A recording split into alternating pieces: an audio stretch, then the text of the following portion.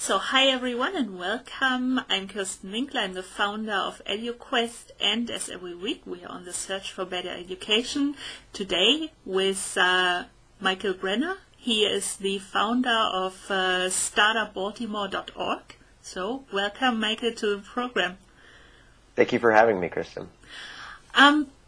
The reason we both thought it would be worthwhile having a talk is, of course, an event you are about to organize, and that'll take place very soon. But maybe towards the beginning of our interview, tell us a little bit more about what you do and what Startup Baltimore itself is all about before going to the hackathon then. Sure. So I'm a web designer, web developer, that's my profession. I build websites for a variety of clients, a lot of e-commerce and things like that. Most recently, one of my clients was a private school here in Baltimore, and I got to be a part of that and design a really neat software product for the school that they then are going to go and distribute and sell to other schools in the area. And, it got me thinking about my interest in software for schools, and it kind of made me more interested in this piece of product will never see the light of day in a public school here in Baltimore. It's just targeted for private schools. So, it got me interested in wanting to kind of get my hands dirty on some products that could be targeted for public schools. Switching gears, one of the other things I do here in Baltimore is try to kind of build the technology community up a bit and kind of grow our numbers, as well as kind of the entrepreneurial community, and get people excited to maybe leave their safe job with the government or whoever they're working for, and maybe try their own hand at building a product. So in April of this year, I helped organize a startup weekend here in Baltimore, and it's if you're not familiar, it's kind of bring an idea on a Friday and form a team around that idea of software developers and designers, and by Sunday you've worked your butt off and you're demoing what you've built to a panel of judges and, getting some validation, getting some prizes. And so from the 120 people we had come out, we had about 23 demos come out of that on Sunday, 5 or 6 of which are still, to this day, still building product. So from April of 2011 to now we're in November, that's fantastic to see guys that got validated with their idea and are still working on their product today. So the Education Hack Day this weekend is the same concept, but it's only focused on education. And we saw a startup weekend edu once in San Francisco and then the other one in Seattle. So in your opinion, organizing a hack event dedicated to education, why is it, in your opinion, the right thing to spark the idea of bringing together technology developers and building something for public education? So, to your first point about the Startup Weekend education, I'm so glad they're doing that now. I just saw that they're kind of expanding that part of Startup Weekend and scaling it. And I was fortunate enough to be in D.C. a few weeks ago and see the presentations from the D.C. version of Startup Weekend. It was fantastic. I think education is a good cause in general. I think there's a huge need there to kind of disrupt that space. I don't expect anybody to kind of reinvent curriculum in a weekend, nor do I think the answers are going to come from us geeks, us software developers. But I really want people's minds to maybe be shifted. And, I've heard some people say, why are we building photo sharing apps when we could be building apps that help the classroom? And that's an extremely interesting statement. And once you hear it, it completely changes your mindset. So what we've done for Education Hack Day that's a bit different than some of the other events, and even Startup Weekend Edu to a degree, is that we are not allowing any business people to come to our event. So, at these Startup Weekend events, you typically see 3 tickets. You see, a designer ticket, a developer ticket, and a business ticket. And those are usually the 3 legs of a startup, right? The hustler, the designer, and the developer. We've gotten rid of the business person altogether, and what we've done is we've replaced the business person with teachers. So we've asked teachers to go online for the past couple months we've created what's called an educator's wish list. So we're using uservoice.com to have teachers go online and just submit pain problems, things they don't like in their classroom. So it could be something as simple as, I wish it was easier to schedule parent-teacher conferences, or, I wish it was easier for me to send notes home to parents, rather than a piece of paper, maybe text the parents or email them and set up a dialogue that way. In the public school system, especially in an urban city like Baltimore, you can't guarantee every parent has a computer. In fact, the numbers show they don't. The majority of parents don't have computers or internet access. So we have to work around that with tools such as the telephone and things like that. So we're going to be changing things around, and to the point about teachers being kind of the idea generators, we're not asking them to kind of come up with a magic answer for what they want in their classroom. We're really just saying, what is your wish? What is your problems that you guys have in your classroom? And what we'll do is on Saturday morning when we all meet together, the developers and the designers, we'll throw out all of these problems that they have, and then we'll kind of vote on what are the most lucrative problems to tackle this weekend. We'll end up with maybe 20 problems or so and have teams form around those problems, potentially 2 teams working on the same problem with 2 different solutions. Before going a little bit, I think talking about the pair or the teams working on a problem is very interesting, and I have a question about this. But maybe let's round up the picture of having a hack day or a hack weekend for education. Then what is the premise? Do you feel like the most important thing is that you get the people, the developers, designers, and the teachers together and make them go out and start creating something? Or do you really think, because sometimes I feel it's a little bit maybe not the most important premise about a startup weekend, that the ideas or those projects, and I mean, not really finished within 54 hours, obviously, but that they don't really survive. So I don't see many of them later on, like one year later. So is it for you that you really want to build something long-term that you really then see in the public education system in Baltimore? Or is it more about having the idea, the spark, and then let's see what happens? I think it's a combination of that and then maybe even a bunch of other factors. My primary interest is to create new businesses here in Baltimore. I want to see more startups, more businesses take shape, specifically in the technology space. I think education is a great problem to tackle and a great customer to go after here. Actually in Maryland where we are, we have the best school systems in the entire country. And then in Baltimore, the city inside of Maryland, we have some of the worst school systems. So we have a huge range of opportunity. Maryland wants to keep that top number. Baltimore wants to fix a lot of problems. So there's a huge opportunity there. You're right. There are a lot of things that are created over the course of the weekend that will never see the light of day in a school, maybe will die out. I think there's an opportunity there to kind of throw a bunch of darts at the dartboard and see which ones maybe stick and potentially hit the middle. We know some are going to fall off, but if some do take shape, that's great. That's fantastic.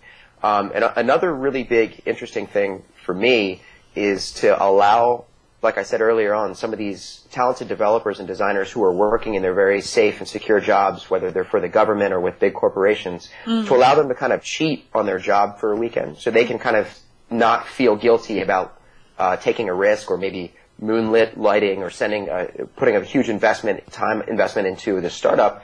They can actually just dedicate one weekend to this idea. And I think it kind of stirs up a lot of it may activate a lot of hidden things inside the person. Is this a culture I like? Do I like working 36 hours straight and not sleeping? And can I see myself doing this long term, whether it's for this idea or something else? So I think there's a lot of good benefits that come out of dedicating a weekend to building software. With education, we have a lot of great companies already in Baltimore. We have Sylvan Learning, Moodle Rooms, Laureate, a big international online university system. We just had a company last month, Connections Academy, that just got acquired by Pearson for $400 million. And so these are things to not really kind of ignore. They show a lot of opportunity. And so because we have these companies in Baltimore, it means we're kind of surrounded by a lot of capital, Sterling Partners and New Market Venture Partners and Camden Partners, a lot of companies, venture firms that are focused on education for their portfolio. So that's another thing we want to show off, is that there's a huge carrot of opportunity here for developers to really consider education for what they want to maybe be building and partner with. Yeah, I think that's very important to also show a little bit the ecosystem and the opportunities, because on a side note, that's actually what I heard about Startup Weekend Edu in Seattle, that we sort of had two opposite opinions. The one person I talked with said there weren't enough developers there excited about education, because developers, particularly West Coast, see more opportunities in being maybe general tech, but not necessarily education technology. And on the other hand, from the teacher's side or the educator's side, let's say, the feeling was more that there weren't enough teachers at Startup Weekend Edu Seattle to really make this pre-selection what you have, that the teachers are actually there to decide what projects might be worthwhile developing, or even have a possibility to be successful in the public educational system then in the States. So I think, or I feel, education seems to be a little bit more special or tricky in some aspects than other markets, other startups, web or technology. Sure. And the thing I was saying earlier about Baltimore, I mean, we pick up our local paper every day and we read about the problems in our school systems. So we're already in tune to a lot of the need here, just on a local standpoint. The same way, this is maybe a drastic comparison here, but if I was to go to the Midwest, I'm sure they would know a lot about agriculture, and they'd want to solve those problems because they're immersed in it. We're immersed in education problems here in Baltimore. So I think we just as a society here in Baltimore, in this area, in this region, are already kind of in tune to wanting to naturally want to fix it. Entrepreneurs typically, and developers and software developers typically want to solve problems. So I think the landscape that you're surrounded in also influences that. So when we then talk about the teams of having the developer, the designer, and the educator without having the business person, why did you decide against it? Because, I mean, even doing something or catering public education or solving a problem, establishing a product in schools, don't we need a business person? Great point. It's a great point. And I don't expect teachers to kind of know how to run the business. And I didn't mean to say teachers are going to become the business. They're just going to replace them in this kind of typical tripod you have for these weekend events. We're going to have a bunch of kind of business people and mentors and venture capitalists and guys that have done this stuff before there. And they'll be able to kind of fill in some of the gaps that's needed on some of the teams. So, a team may raise their hand and say, we have this great idea, but what should our pricing, or how should we be building the product and targeting it and things like that? So we'll have people answer those questions for them. And hopefully by Sunday, if this idea has legs, if it's a cool enough idea, those needs will get fulfilled somewhere else. The teacher thing. So we asked hundreds of teachers to go online and submit ideas, but we didn't want to invite hundreds of teachers to the event to come build these products, because we just don't want teachers to show up and expect to kind of learn how to use Twitter in the classroom or how to build a blog. So we want teachers' ideas. We're going to take those ideas, build things, and then present them to teachers. And then the teachers that like the ideas will connect them with the teams, and maybe those guys can keep moving forward. We've actually kind of handpicked about 30 teachers or so that we will be inviting to the event. We didn't make this publicly available, but we will be inviting these teachers to the event that we already know are kind of forward-thinking and already kind of understand how software can benefit a classroom. And so each team, whether they like it or not, we're going to put a teacher or two on each team to really help navigate the problems, the customer problem there for each product that's developed there. So, in terms of the business leg there, we're taking a risk. We're not having the business person there, which we feel is a bit of a distraction at some of these events, talking about market cap and all this kind of stuff. And we're saying, let's build an idea that's cool, and then we'll have the professionals who really understand it. They'll be the judges, they'll be the mentors, and they'll really kind of help kind of fill in some of that gap. Yeah, I think you avoid this, of course, then the situation of developing something and then teachers say, but that's not what we want or what we could use in the classroom. On the other hand, what I also see is, many of those startup ideas then struggling business-wise because teachers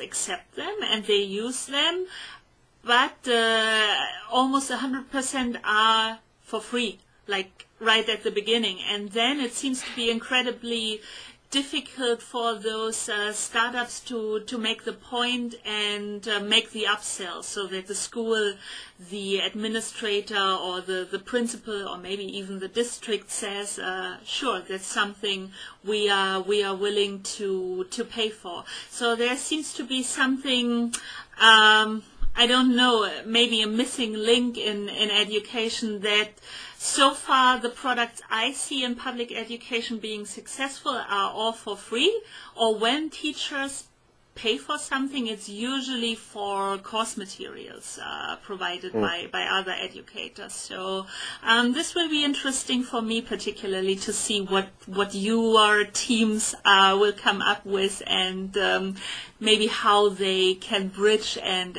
eventually really build a business on their ideas. Yeah. Sure, and I will say that one of the interesting things we're doing as well is our prizes. It's kind of the incentive to even come out and build this stuff over the weekend. I mean, a lot of these people are coming out just because they love this stuff and they want to build things.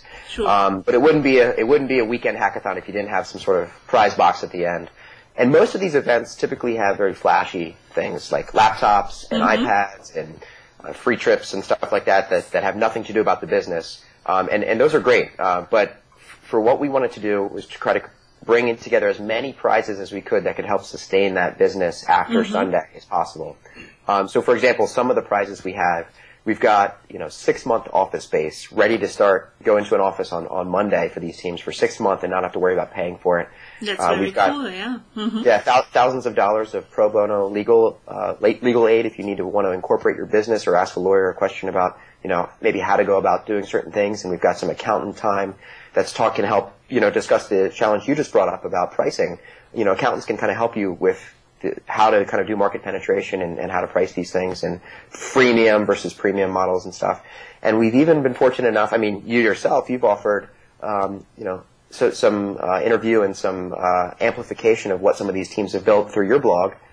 Exactly, yeah. Happy to give some exposure and certainly also show what's possible, and to really shed a light on all the exciting, or at least some of the exciting ideas and projects that will come out of your Hack Day. Thank you very much for that. We appreciate you partnering with us. We've even got some incentives for teachers to participate. So we've got gift cards, donorschoose.org, which is the site for, it's like Kickstarter for teachers. We've got a ton of gift cards for that to give to teachers so that they can kickstart their own projects in their classroom. We've got teacher supply stores in the area that have donated gift cards so they can get resources and things like that for their classroom. We've got free field trips lined up for some teachers here, and we've really taken as many things as we can to kind of thank the teachers for participating, but then also really sustain these teams. We've got a flight for example, our grand prize for our winning team is going to be a flight to New Orleans to actually go pitch their product in about a month at the Disrupt Ed conference at 4.0 schools. So we're really excited about that too.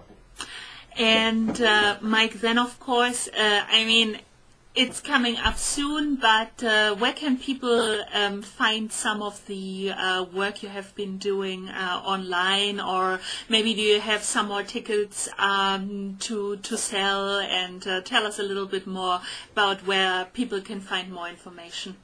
Thank you. All of this information is at educationhackday.org, educationhackday.org.